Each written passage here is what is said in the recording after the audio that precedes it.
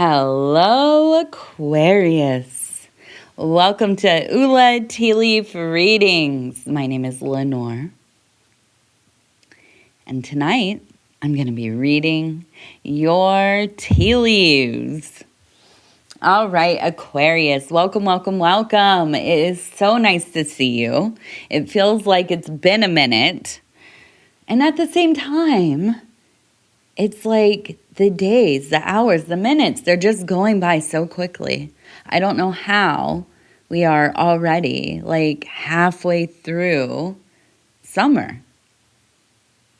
That's what it feels like anyways. It seems like it's almost going to be going back to school season, getting the sweaters out soon. Now, if you're in the southern hemisphere, you might be thinking, okay, well, I'm ready. I'm ready for this winter to be over. Or maybe you're like myself. I really look forward to the cold. Maybe you don't want it to end. But yeah, time is going by quickly. So it's nice to see you. We have the Queen of Wands energy, one that is fortified, one that is I don't know how I'm going to get this done, but I'm going to get it done, right? That whole hold my drink, watch me do the thing, right? The Queen of Wands, not impulsive necessarily, but moved. I was going to say moved. Moved. I started to fork off into two directions there in my thought process. She is one that is moved. Impassioned, right? In a state of, as a fire twists and turns and spreads and consumes and leaves so quickly and it's dust, right? All of that ash. But let's not forget the cycle of creating and destroying and destroying and creating. This is most necessary. If you are somebody who has ever farmed, I know, not a lot of us, right? Or gardened. We know that we need the seasons. For if we're always growing, if we're always trying to get to that peak harvest point, and there is no time of decay and rest and, really the dissolution of material to turn into vital sustenance, resources, nutrients for the soil, right? If we don't have these periods, our soils, our base, the material that builds the foundation of our being, it does not have time to rejuvenate. It does not have time to restore itself. It does not have time to transmute these materials into something most necessary. So when we have the Queen of Wands, we know we are in a place of power. Power. The power to transform. All right, let's go ahead. So, Aquarius, what's going on with you? How have you been? What kinds of things have you been up to? I want to know. I want to know all the details. You know I'm nosy. We've established that over these last couple of years. I love to hear your stories. I love to hear what you're thinking about. And I love spending time with you, being able to receive this. It's like, I feel like when I do readings, this is kind of, I guess, example or impression that I try to convey when I'm explaining to people. It's like I have been invited into a beautiful room that is full of paintings on the wall and knickknacks and different textures and books and all kinds of things. And when I walk in, I feel something, right? Every room we go into, we're going to feel things. It might be dark. It might be kind of dusty in there, or it might be wide open and fresh. And, you got like that energy of like lemongrass and water trickling sounds. And, you know what I mean? But every person, every reading, every tea leaf bowl, I don't use cups, I use the bowls, it brings me into a room and I get to look around. And to me, that is a huge blessing. It is a gift that you give me being here with me. Your presence is key to this process. Without you, none of this means anything. Without you, none of this it wouldn't happen at all, right? These things need to line up so that we're here. We're doing the thing. Now, I want to look right over here. The first thing that I really noticed, we have the spider, right? And the spider seems to be crawling up and has eyes on right here. Yeah, a fish.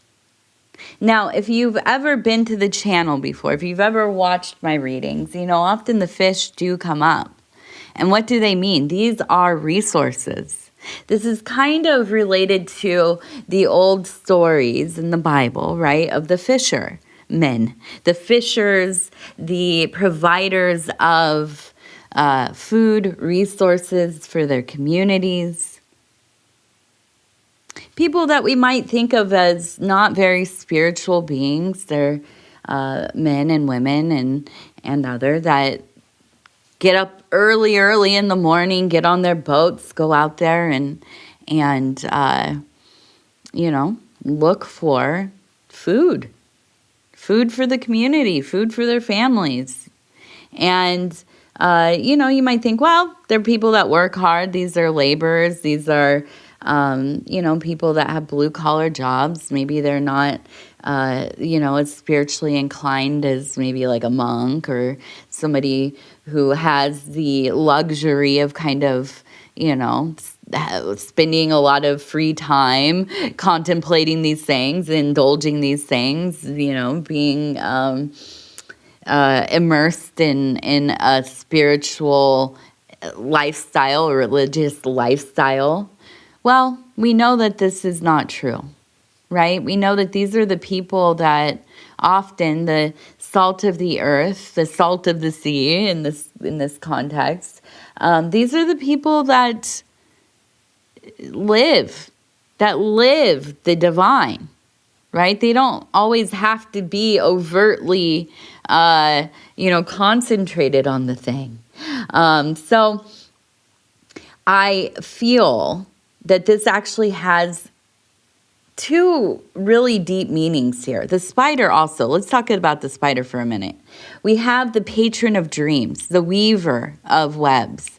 We also have a being that is very resourceful, and one that we might find to be kind of scary, calculated, lurking about, leaping out at its prey and taking that thing back into its hidden world, its mystery. And we might think, yeah, that's scary. That's I don't know if I identify with that kind of symbol. But don't we often venerate the predator? Now, I don't mean a predator as far as like in human activities, right? No, I mean the eagle, the lion, right? All the big cats, all those, wolves and hyenas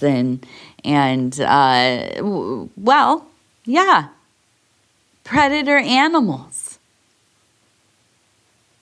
These are often at the top of the food chain, right? So the spider, in a sense, is the same, although we live so close to them that we do fear them, instinctually even. But as far as symbolism goes, oh boy, are they powerful. To be a being that is in their confidence, a being that is in their knowing, a being that is unafraid to move with their true will, their true needs. That is somebody to be feared. Not because they're predatory, but because they have that swift and final movement that a predator would, right? That I cannot live if I am not living in my truth. I cannot go on if I am not doing something that is meaningful to myself, that adds to my ability to weave this dream that I so vividly carry with me, right? So we have these two places. We have that sharp, pinpoint instinct to capture what you need, the variables, the inspiration, the resources, the materials, right? All of the things. You're good at getting all of that together and weaving it into something, creating. I feel that you bring a deep spiritual tone to everything that you do, Aquarius. Everything. And so you are the fisher. And so you are the hunter. So you are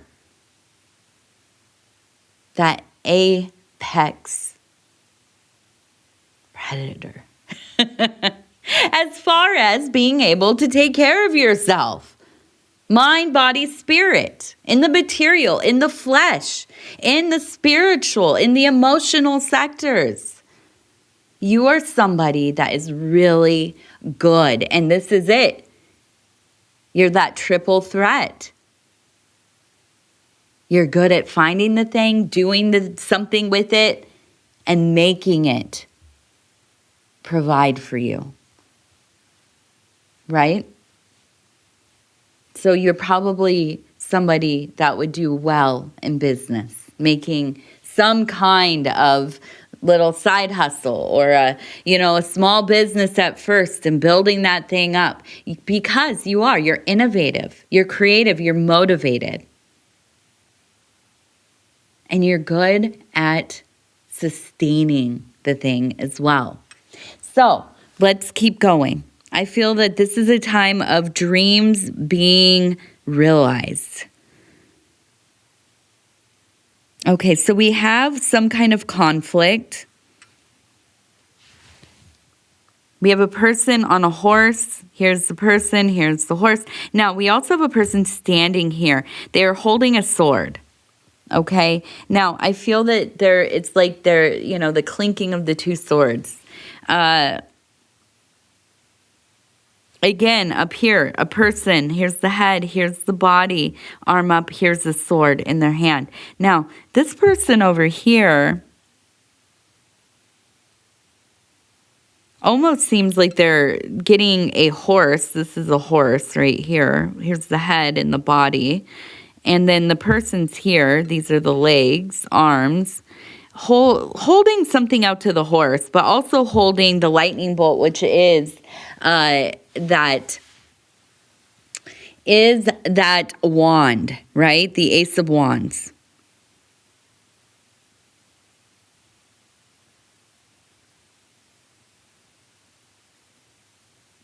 So I feel that there's just been this seemingly constant back and forth. Now, we also have all these arrows down here. Okay, so I feel like this must be, we also have a heart over here. I almost feel like this is kind of like the dance you do with somebody romantically. I feel like you have a relationship where you're constantly breaking up kind of deal, or at least it feels like that, right? You might never break up at all, but within the relationship, there's this like, feeling of you don't know, like, should we even be together, right? Because there's this,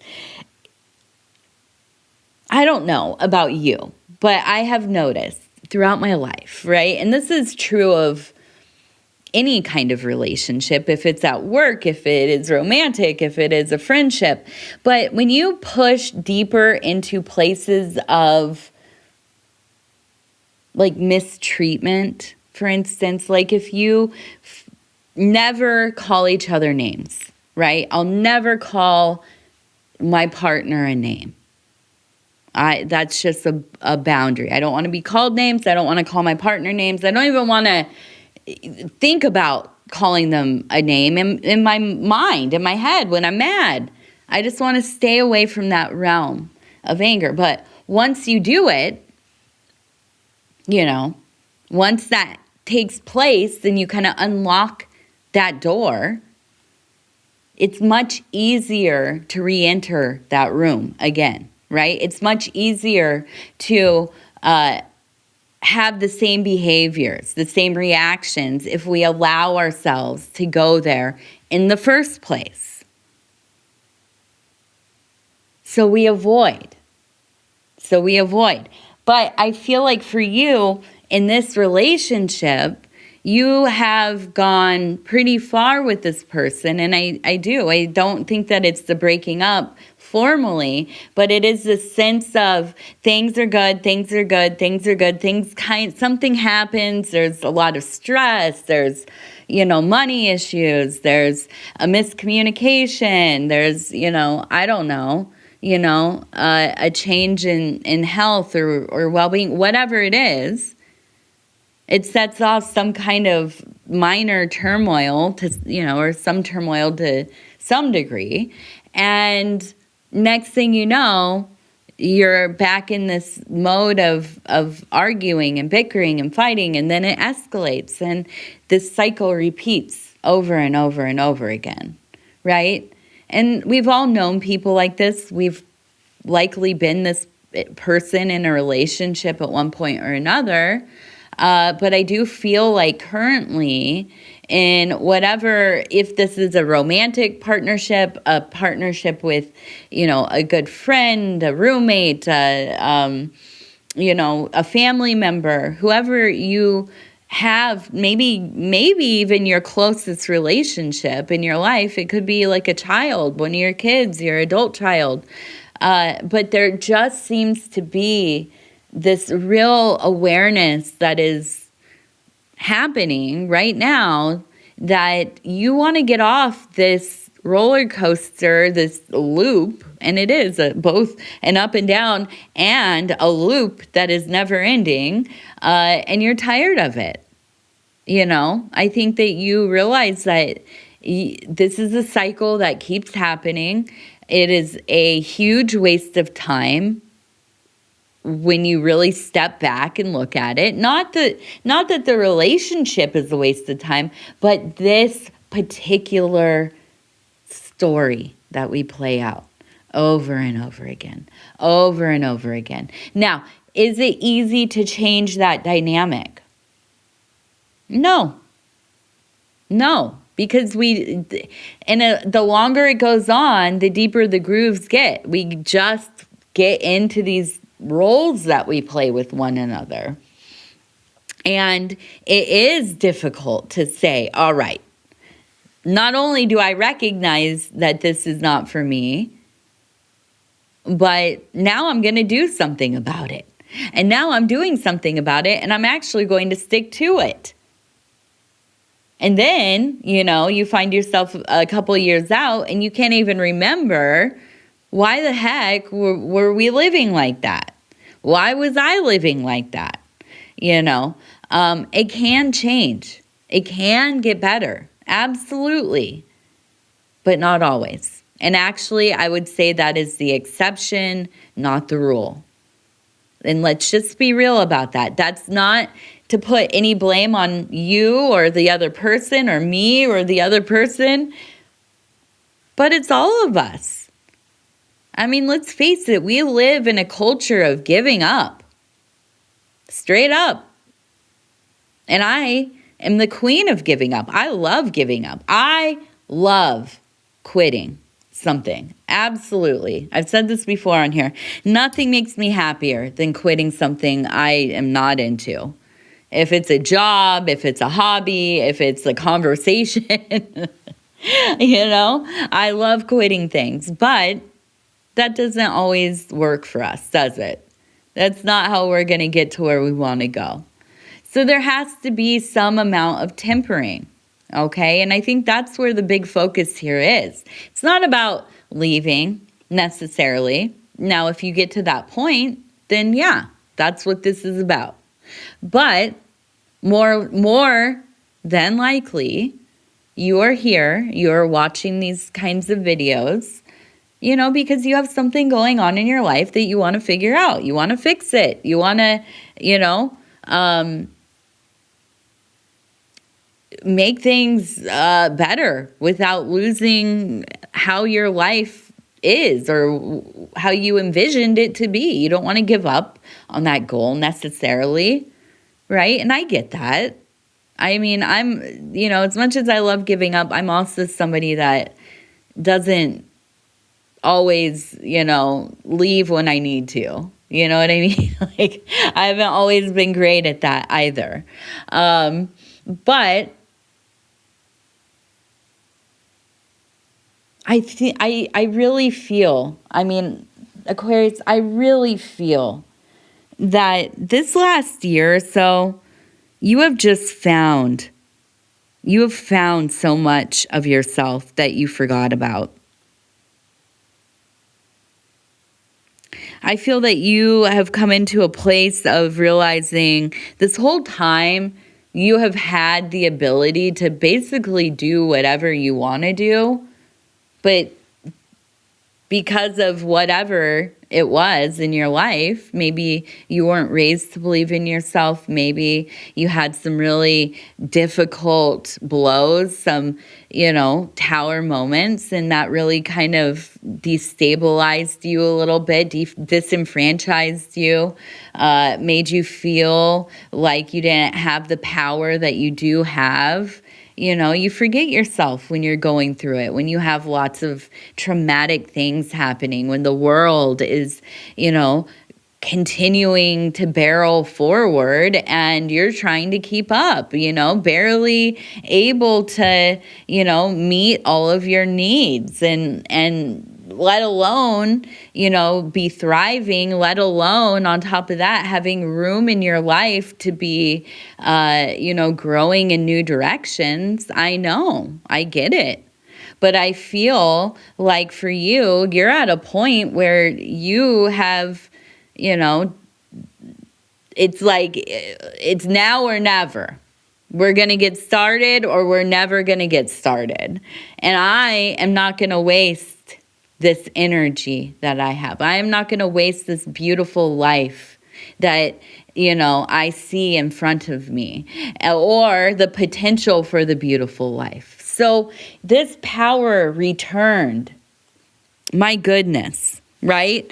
I feel that there are so many connections coming up in your life. I feel you really, and now we have, it looks like a person carrying a child, maybe another older child here, another person over here carrying a child. I feel that there is a sense of a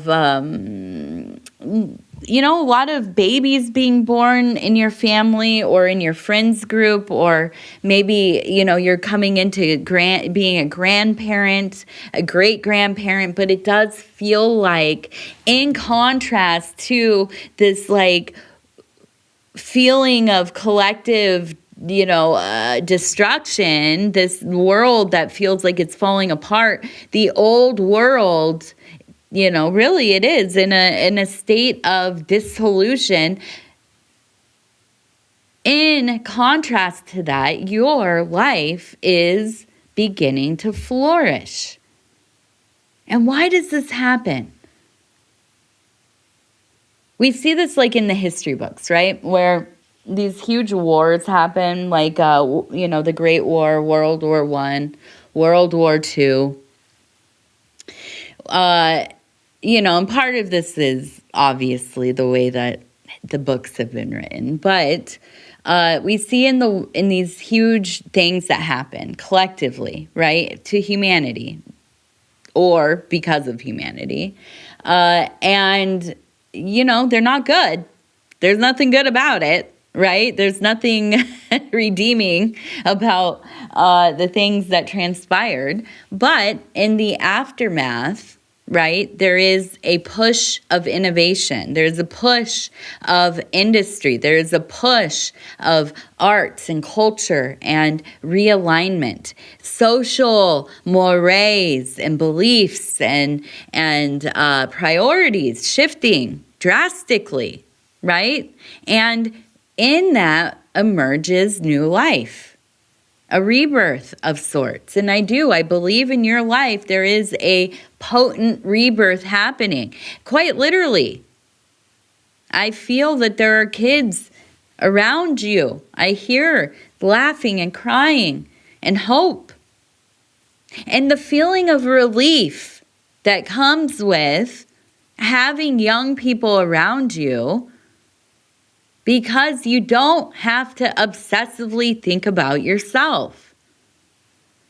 Now, if you're in the newborn phase, if you have an infant, a young toddler, even like a teenager, I know it is exhausting, right? There is no rest once you have kids. But there are certain phases of child rearing that are extremely exhausting. So I'm not talking about that necessarily, but I am talking about the feeling of you haven't been around kids for quite a while. Maybe you haven't seen your grandkids in a while. You've been living your life focused on your stuff.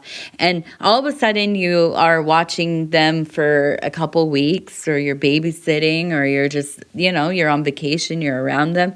And your world is different because you are thinking about somebody else first. Are they okay? Where are they at? Are they fed? Do they need a nap? Should we go down to the beach and take a walk? You're thinking about yourself in relation to a greater whole. And that can be a relief that we need once in a while, right? If not often. Some people need to just live that way all the time. Other people, we need a reprieve from being concerned about our own stuff all the time. And I feel like for you, this is something to focus on. Find your opportunities to be with your family. Find your opportunities to go volunteer. Read books at the library to kids. Go volunteer at, a day camp or something. I don't know. I'm sure there are a lot of ways that we can, support our communities, support our children who are raising children, support, our sister-in-law who has young kids. Go watch those kids. Go hang out with them. Go to the park with their mom. You remember what it was like when the kids were young and you didn't have somebody along with you. Just having another adult around to talk to keep an eye on, the kids are running in all directions. It is a relief to have somebody around. It is a relief to be around something that is bigger than yourself. And so I think that this is a wonderful time for you to really embrace that family role. Now, I also saw in here, and I have to find it, we had the name, there it is, Peyton. Peyton.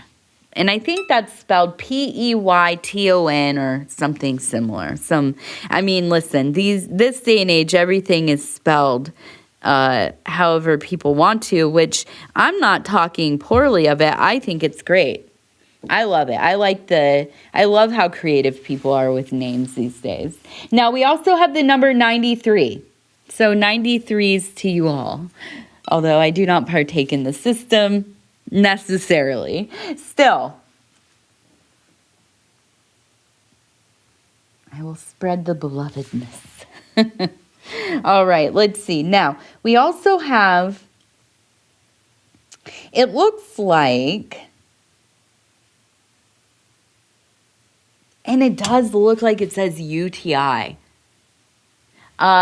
So UTI, if you don't know, is urinary tract infection. That's the first thing I could think of. So I'm not diagnosing, I'm not a doctor, okay? But these are the letters that came up. I don't know if you have any experience with such things, if you are prone to them, or maybe you need to be drinking some more water just to like be clearing out your system. I, again, am not a professional. I can give no advice about medical things. I'm just some silly lady in her basement reading tea leaves. So take my words with a grain of salt, although, I'm not often wrong. I am a Virgo after all. But yeah, maybe something to check on. Never hurts to drink a little extra fluids. So I feel that there's a sense of treasure and treasure hunting. We have X marks the spot. We also have what looks like a walking staff. We have a bird up here, like maybe a pelican or something akin. Yeah, I have a feeling of you going out in the world and finding something. Now, I don't know if you're looking for this like on purpose, if it's intentional. Although, it's funny because more than one person recently has talked to me about treasure hunting, like in real life. I'm not talking about online, like conversations and stuff. No. Which, by the way, online, what I'm trying to say here is online, you see and read, all kinds of stuff. Nothing can surprise you. But I've had two people in real life, like at activities for kids, and one was at a family event, just kind of talking about treasure hunting. So I don't know if there's something going on in the zeitgeist about it, but yeah. There is this strong pull towards, maybe quite literally going treasure hunting. Maybe you are somebody that fossil hunts or looks for minerals or, metal, what is that called? Metal detecting, mudlarking, whatever. Maybe you are somebody that likes to forage, track, I don't know, but something getting you outside looking around and you're going to find something. I don't know that it's going to be super valuable, but you might find it very interesting. So keep your eyes peeled. Okay, let's do our lucky numbers. Lucky numbers, lucky numbers. Number 91. And so I also want to mention here, it's towards the end. I should have talked about it earlier. Ooh! That one jumped right out of my hand. Okay, what do we have? Number 13. 13. Okay. My husband and I started a couple new channels. Three new channels, I think. 51. Number 51. My husband and I started a few new channels. One is Dove and Serpent Adventures. This one we're going to do like shorts, I think, maybe some long form, but it'll be more of behind the scenes stuff that we're doing and just other kind of artistic, shorts, prayers and blessings and invocations and maybe topics about different things. Like, I don't know, I was thinking about, talking about different kind of spell works and, plants that I use in spells or correspondences. And I don't know, just kind of, we'll be fleshing it out a little bit, figuring it out. Another one is my husband. If you don't know who my husband is, it is Paul over at Dove and Serpent Tarot. He is using one of his channels that he's had for a while, but I think maybe just now putting the first content on it, is Tarot Logic LLC. So Tarot Logic LLC. And I'm going to make a post of all the links to these. You don't have to remember the names, but then the other one is Dove and Serpent Radio. Dove and Serpent Radio. Oh, yeah. And Dove and Serpent Daily. I forgot about that, too. So, we're sticking with the Dove and Serpent umbrella as we both work on, obviously, all the channels together. I do a lot of stuff for Dove and Serpent Tarot.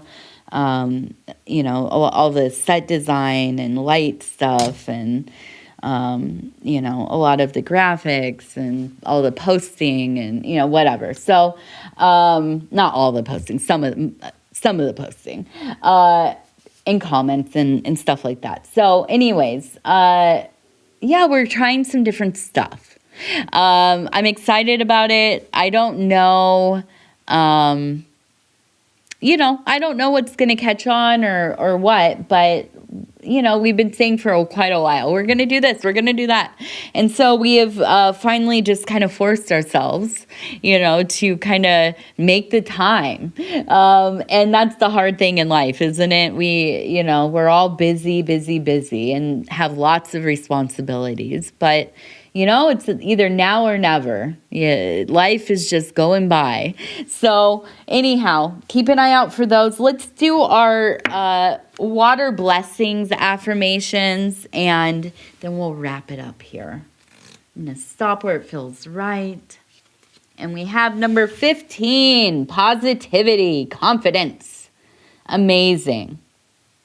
Enjoy prosperity, flowing with Shikati blessings. Ooh, that divine Yoni energy. Let the Amarita flow, right? The Amarit. All right. Aquarius, I love you. I love you. I love you. Thank you for being here with me. It's always such a pleasure, such an honor.